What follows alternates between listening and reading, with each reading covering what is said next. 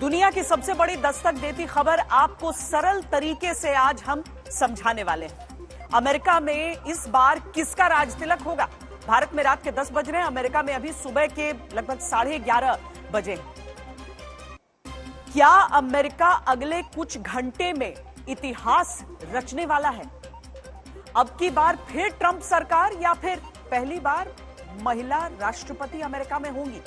जो भी होगा इतिहास बनेगा, क्योंकि अगर डोनाल्ड ट्रंप जीते तो 131 साल में कमबैक करने वाले पहले पूर्व राष्ट्रपति वो बन जाएंगे। लेकिन अगर कमला हैरिस जीती तो अमेरिका 236 साल पुराने चुनावी इतिहास को बदल देगा, क्योंकि तब कमला अमेरिका की पहली महिला राष्ट्रपति होंगी।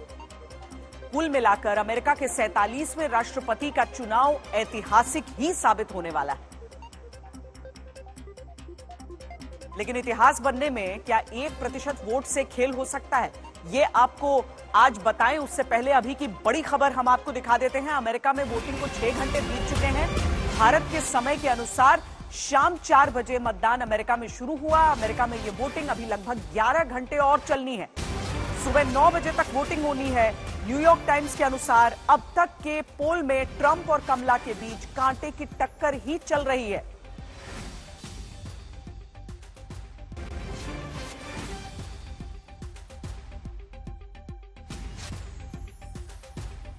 हालांकि चुनाव के दिन से पहले भी लगभग 83 मिलियन लोग वोट अपने डाल चुके थे अलग अलग तरीकों से, और आज का दिन जब दोनों ही पक्ष कोशिश कर रहे हैं कि उनके समर्थक अधिक से अधिक संख्या में निकलकर वोट डालें।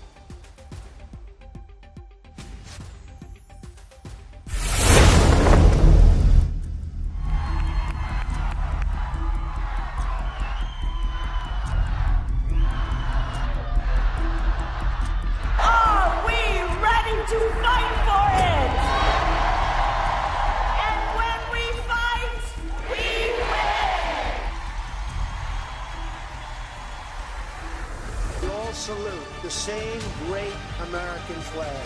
Our best days are yet to come. Together, we will make America great again. जो भी होगा इतिहास होगा।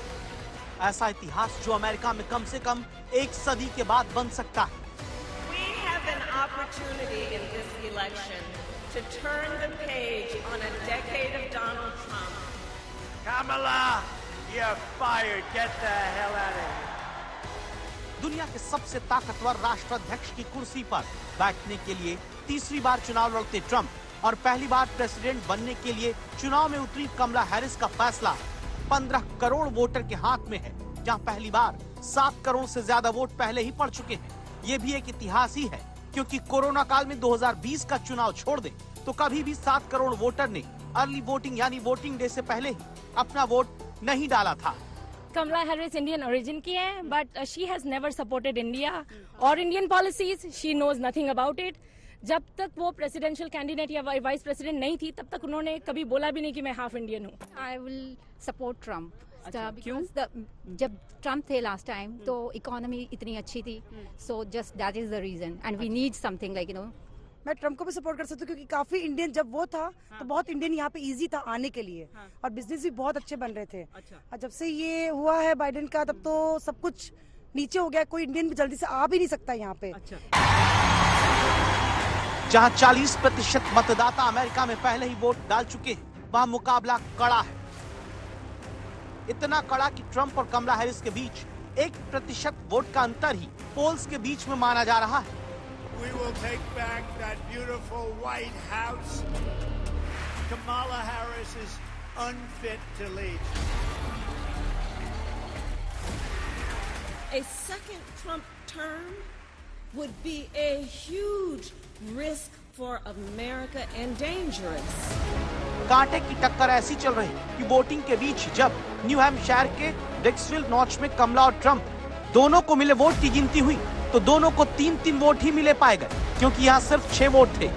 वोटिंग के 12 मिनट बाद के पहले परिणाम में ये 50-50 वाली टक्कर कहती है अमेरिका में जो होगा ऐतिहासिक होगा। Kamala, who's grossly incompetent, broke it. I will fix it. We're going to fix it. We're going to fix it quickly. I do believe Donald Trump to be an unserious man. इतिहास इसलिए भी बनेगा क्योंकि अगर Trump ने चुनाव जीता तो अमेरिका में वो होगा जो 131 साल में नहीं हुआ। ट्रंप चुनाव जीते तो 131 साल में कमबैक करने वाले अमेरिका के पहले पूर्व राष्ट्रपति होंगे। कमबैक यानी एक बार प्रेसिडेंट, फिर हार और फिर राष्ट्रपति बनने वाले ट्रंप 131 साल बाद इतिहास रच पाएंगे। इससे पहले 1893 में अमेरिका में ऐसा हुआ था। वहीं अगर कमला हैरिस ने चुनाव जीता तो इतिहास इसलिए बनेगा क्योंकि 236 साल के चुनावी इतिहास में पहली बार अमेरिका को महिला राष्ट्रपति मिलेंगी। सवाल है, यही इतिहास अमेरिका में कौन बनाएगा, ट्रंप या फिर कमला हैरिस? और बड़ी खबर अभी ये है कि पूर्व राष्ट्रपति ट्रंप कभी भी वोटिंग के लिए खुद पहुंचने वाले हैं। ट्रंप को फ्लोरिडा में वोट डालना है। ट्रंप के पहुंचने से पहले सुरक्षा के हर तरह के इंतजाम पूरे कर लिए गए हैं, क्योंकि आपको ये भी ध्यान होगा कि उनकी जान लेने की भी कोशिश इस पूरे कैंपेन के समय की गई थी। बहरहाल पूर्व राष्ट्रपति हैं तो एक सुरक्षा कवच उन्हें मुहैया है, और फ्लोरिडा में जब ट्रंप वोट डालने पहुंचेंगे तो उसकी सीधी तस्वीरें भी हम आपको दिखाएंगे।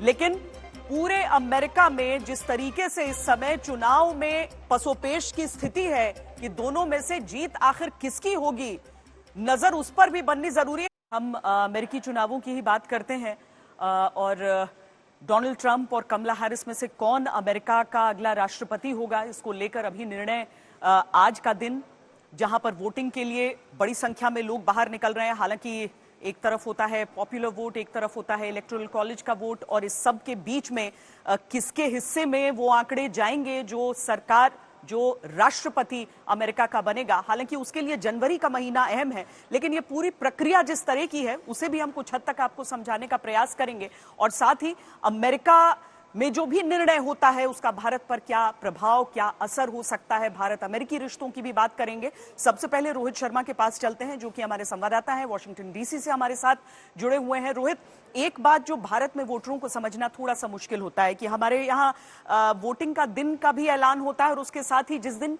मतगणना होगी उसका भी ऐलान होता है, लेकिन अमेरिका में किस प्रकार और किस तरीके से, कितनी जल्दी से जल्दी और कितनी देर से देर तक ये नतीजे आ सकते हैं?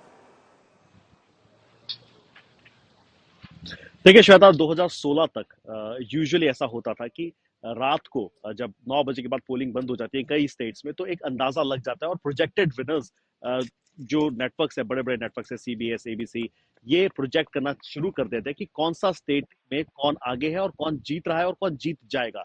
ये बेस्ड होता है पुराने वोटिंग रिकॉर्ड्स पे, पुराने इलेक्शन के नतीजों पे, और जो एग्जिट पोल हो रहे हैं। जैसे मैं इस इलेक्शन सेंटर पे खड़ा हूं, यहाँ पे काफी लोग हैं जो पूछ रहे हैं वोटर से कि आपने किसको वोट दिया है। इन तीनों को जब मिलाते हैं तब ये नेटवर्क्स ये इतने बड़े बड़े कॉल्स लेते हैं कि फॉर एग्जांपल वर्जीनिया स्टेट वो डेमोक्रेट हो गया, या नॉर्थ कैरोलिना स्टेट है वो ट्रम्प जीत जाएंगे। तो इसी तरह की प्रक्रिया हमें आज देखने को मिलेगी अमेरिका में, क्योंकि 3 डिफरेंट टाइम जोन्स हैं, तो हर जगह पोल्स जो है वो अलग अलग टाइम पे बंद होंगे, लेकिन गणना जो है, मतगणना जो है वो तुरंत शुरू हो जाती है। जहां पे मैं खड़ा हूं यहाँ पे शाम को 7 बजे वोटिंग जो है वो बंद हो जाएगी और उसके तुरंत बाद यहाँ पे काउंटिंग शुरू हो जाएगी। और ऐसा माना जाता है कि करीब 2 या 3 घंटों में पता चल जाता है आंकड़ों से, जिस तरह की पोलिंग हो रही है, जिस तरह के इनिशियल नंबर्स आते हैं कि ये इतना करीबी हो रहा है, इस काउंटी में कौन जीत रहा है। तो ये एक अपने नहीं, तो मैं वही कह रहा था श्वेता, लेकिन अगर हम स्विंग स्टेट्स की बात करें, पेंसिल्वेनिया की, एरिजोना की, जो बार बार हम हमारे दर्शकों को बता रहे हैं, वहां पे हर स्टेट में, और अमेरिका में हर स्टेट की खासियत यह है कि हर स्टेट में अलग अलग चुनावी लॉ है,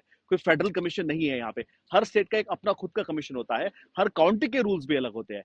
कहीं कहीं ऐसी काउंटीज है जहां पे अगर आप लाइन में लगे हुए हैं, बहरहाल फॉर एग्जांपल आप 7 बजे तक का आपका वोटिंग टाइम है, लेकिन आप लाइन में खड़े हैं तो आपको वोट करने दिया जाएगा। और कई स्टेट्स में ऐसा भी है कि पहले मेल इन बैलेट्स, जो पोस्टल बैलेट्स है, वो काउंट किए जाते हैं, और कई स्टेट्स में मेल इन बैलेट सबसे आखिरी में काउंट किए जाते हैं। फॉर एग्जांपल पेंसिल्वेनिया में पहले गिने जाएंगे जिन्होंने आज की तारीख में वोट किया उन्हें, और बाद में वो जो 2 मिलियन का आंकड़ा है जिन लोगों ने पोस्टल बैलेट्स यूज किए उनको बाद में गिना जाएगा। और उन्हीं पोस्टल बैलेट्स की वजह से मैं याद दिलाऊं श्वेता, बाइडन बाइडन हारते पेंसिल्वेनिया जीत गए थे, और यहीं पे मामला आके रुकने वाला है। पेंसिल्वेनिया के जो ये पोस्टल मेल इन बैलेट्स है, साथ ही साथ मिशिगन में ये शायद होने की अंदाजा है, और नॉर्थ कैरोलिना में भी ऐसी व्यवस्था हो सकती है कि हमें जो वहां से जो रिजल्ट्स है, जिसपे पूरा का पूरा ये 270 का इलेक्टोरल कॉलेज मैप है, ये रुका हुआ है, हमें शायद डिले देखने को मिलेगा कि अमेरिका का अगला राष्ट्रपति कौन है। ये और पिछली बार जिस तरीके से ट्रंप की तरफ से ऐलान भी हो गया था कि उनकी जीत हो गई है, लेकिन बाद में जो बाइडन वहां पर विजयी घोषित हुए थे। तो गीता भी हमारे साथ जुड़ गई हैं, जगदीश सेवहानी हमारे साथ हैं, अचल मल्होत्रा, देव कार्लेकर और साथ में सुशांत सरीन। हम अपने मेहमानों से बात करें उससे पहले आपको बता दें कि अमेरिका में मुकाबला कितना कांटे का है, उसका अंदाजा आपको पेंसिल्वेनिया राज्य के चुनाव को लेकर आए सर्वे से पता चलेगा। आप हैरान रह जाएंगे। उससे पहले ये डोनाल्ड ट्रंप की तस्वीरें जो कि फ्लोरिडा में वोट डालने पहुंचे हैं, और फ्लोरिडा से हमारे साथ हमारी संवाददाता गीता मोहन जुड़ी हुई है। गीता। जी बिल्कुल श्वेता, मैं वही हूँ जहाँ पर डोनाल्ड ट्रंप वोट करने आने वाले हैं कुछ ही देर में। Morton and Barbara Mandel research recreation centre, और यहाँ पर अगर आप देखें काफी उत्साह है। ऐसा कोई पोलिंग स्टेशन नहीं है जहाँ पर इतने मीडिया के लोग हों, ना केवल अमेरिकन लेकिन इंटरनेशनल हम जैसे लोग भी यहाँ पर रिपोर्टिंग के लिए खड़े हैं। तो काफी सारे रिपोर्टर्स यहाँ पर मौजूद हैं।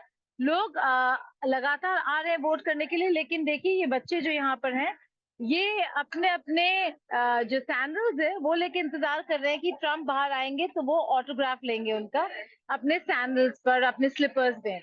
तो काफी ज्यादा एक्साइटमेंट है यहाँ पर। वेस्ट पाम बीच की अगर बात करें तो ट्रंप का गढ़ माना जाता है, उनका घर है यहाँ पर। बहुत ही करीब 10 मिनट के रास्ते में मार-अ-लागो है, और यहाँ पर रास्ते में जहाँ आप देखिए आपको ये ट्रंप वैन्स बिलबोर्ड्स और पोस्टर्स नजर आएंगे। ये देखिए यंग किड्स वोट नहीं किया है लेकिन सपोर्ट करने जरूर निकले हैं। सबसे यंगेस्ट सपोर्टर ये रहे, फ्लैग के साथ घूम रहे थे SJ।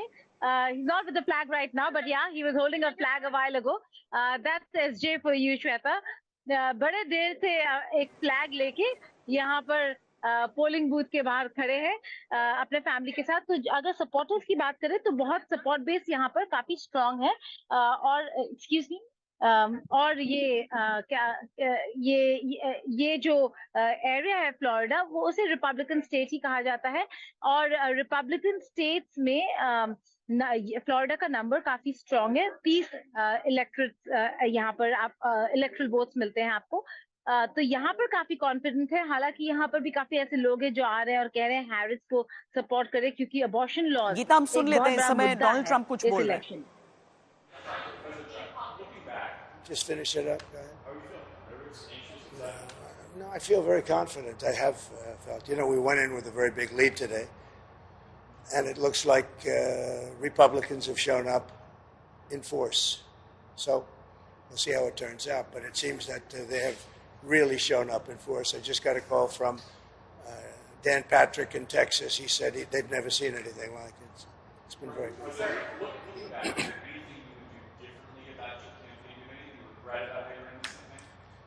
Look, regrets. You always have regrets. I can't think of any, to be honest, to use her expression. I can't think of any. Look, I ran a great campaign. I think it was maybe the best of the three. We did great in the first one. We did much better in the second one, but something happened. And this was the best. I would say this was the best campaign we ran. President Trump, do you accept the possibility that you and Vice President Harris both might not get to 270 electoral votes by the end of tonight? It should never happen. A thing like that should never happen. This election should be over. They spend all this money on machines. And frankly, if they'd use paper ballots, it would be over by 10 o'clock. And by the way, the paper ballots would cost 8%.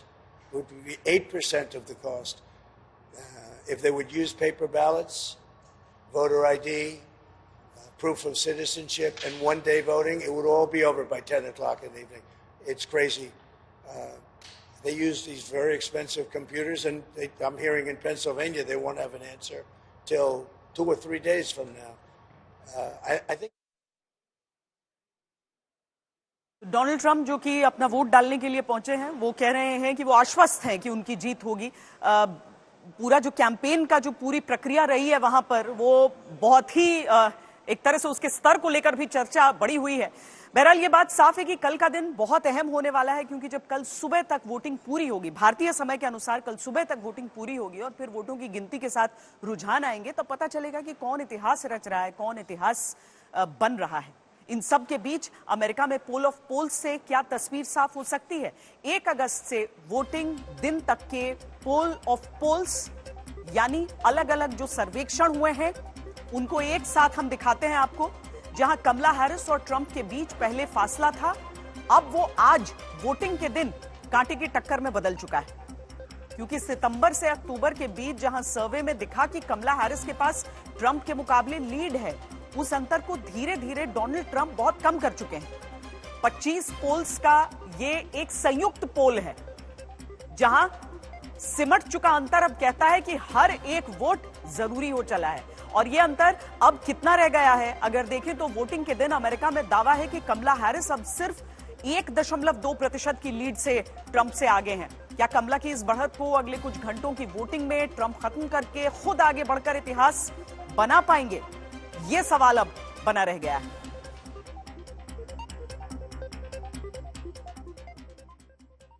तो हम अपने मेहमानों से आपका परिचय करा दें। अचल मल्होत्रा पूर्व राजनयिक हमारे साथ हैं, सुशांत सरीन जो कि विदेश मामलों के जानकार हैं, देव कार्लेकर रिपब्लिकन पार्टी के समर्थक हैं, न्यू जर्सी से हमारे साथ जुड़े हैं, जगदीश सेहवानी जो अध्यक्ष हैं American Indian public affairs committee के, वो न्यूयॉर्क से हमारे साथ जुड़ रहे हैं। सबसे पहले सुशांत सरीन जी, ये कर पाएंगे ये जो अभी एक तरह से अमेरिका का जो पोल ऑफ पोल्स हमने दिखाया आपको, उसके अनुसार जो बहुत बारीक फासला रह गया है, आपको लग रहा है कि यहां से कुछ मामला बदल सकता है या कमला हैरिस के लिए आसान होगा? क्योंकि ये तो इसी चुनाव का एक समय था जब जो बाइडेन के साथ वो डिबेट सब देखते हैं, जिसके बाद जो बाइडेन को पीछे हटना पड़ा और कमला हैरिस आगे आई। श्वेता, अगर आपका सवाल का जवाब मैं कल दे सकूं तो बेहतर जवाब दे दूंगा, लेकिन अब आज पूछ रही हैं तो देखिए कुछ नहीं कहा जा सकता। अगर आप 2016 का चुनाव देखें तो उसमें बहुत बढ़त थी हिलरी क्लिंटन की, लेकिन चुनाव अल्टीमेटली डोनाल्ड ट्रंप जीत गए। अब वो क्या समीकरण बनते हैं ये जब चुनावों के नतीजे आएंगे तभी पता लगेगा, लेकिन कोई बहुत ज्यादा अचंबा नहीं होना चाहिए कि जो सारी अटकलें लग रही हैं कि बहुत कांटे की टक्कर है, शायद जो फाइनल रिजल्ट आएगा वो काफी क्लियर आ सकता है। और अगर वो क्लियर रिजल्ट आया तो अमेरिका के लिए एक लिहाज से अच्छा होगा, स्थिरता आएगी।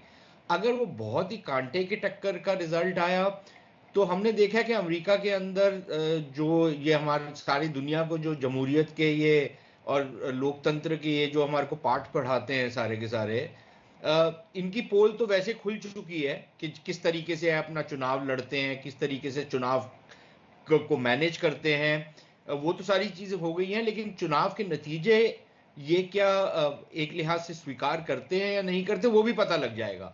तो अगर तो रिजल्ट स्पष्ट आया फिर तो शायद चीजें एक स्थिरता की तरफ जाएंगी, लेकिन अगर नहीं आया तो then I think all bets, America के अंदर जो डिविजन्स हैं, जितना वहां पर एक लिहाज से बिखराव हो चुका है पॉलिटिक्स का और पोलराइजेशन जो हो चुकी है, वो शायद और ज्यादा बढ़ेगी, कम नहीं होगी। और उसके जो नतीजे होंगे ना सिर्फ अमेरिका के लिए बुरे होंगे, विश्व के लिए। क्योंकि देखिए ये बहुत पुरानी से जब अमेरिका को छींक आती है तो सारी दुनिया को जुकाम होता है। आजकल तो ये लग रहा है कि अमेरिका को जुकाम हो गया तो सारी दुनिया को फ्लू हो सकता है। तो अब ये देखना, वाकई ये देखना होगा। और उसके बाद जब हम पूरी दुनिया के परिदृश्य को देखते हैं तो ट्रंप के भी कुछ दावे वहां पर सामने आ जाते हैं। ट्रंप का जैसा किरदार है वैसा अगर हम सीधे तौर पर देखें तो अमेरिका तो दूर की बात है, समूचे विश्व में ऐसा कम देखने के लिए मिलता है ऐसे राजनेता। तो इस बार के चुनाव जिस तरीके से चल रहे हैं उन पर नजर और इस पर चर्चा इस छोटे से ब्रेक के बाद हमारी जारी रहेगी।